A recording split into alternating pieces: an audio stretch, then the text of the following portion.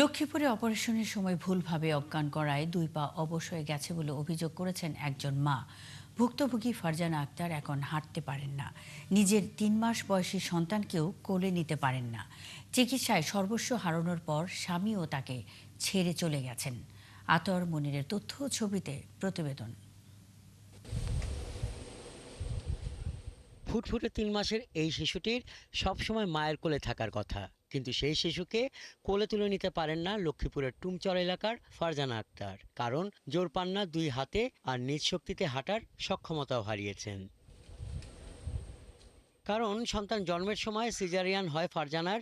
এ সময় অজ্ঞান করার ভুলে অবশ হয়ে যায় 2 পা। অভিযোগ ভুক্তভোগীর স্বজনরা বলছেন, চিকিৎসার জন্য গরুসহ বিক্রি হয়েছে জমিও। ইতোমধ্যে প্রায় 3 লাখ টাকা খরচ হয়েছে, অবস্থার উন্নতি হয়নি।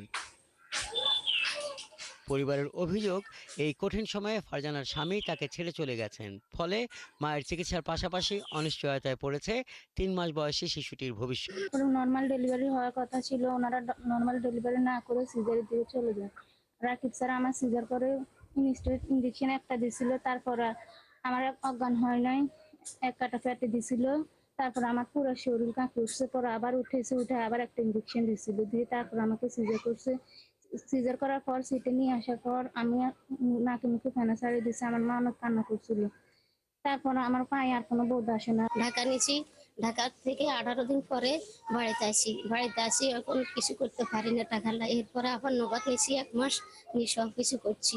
করার পর আবার ঢাকা 15-20 দিন আগে নেওয়ার কথা ছিল, নিতে পারি না টাকার লাগে। তাই আমি সরকারের কাছে অনুরোধ, এসব ভুল চিকিৎসা দেওয়া ডাক্তারদের যেন সঠিক বিচার হয়।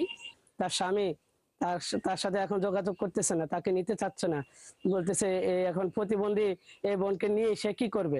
এ ঘটনায় হাসপাতাল কর্তৃপক্ষের কাছে 50 লাখ টাকা ক্ষতিপূরণ দাবি করে আইনি নোটিশ পাঠিয়েছে পরিবার। তবে হাসপাতাল কর্তৃপক্ষ অভিযোগ অস্বীকার করেছে। হাসান আহমেদ, 71।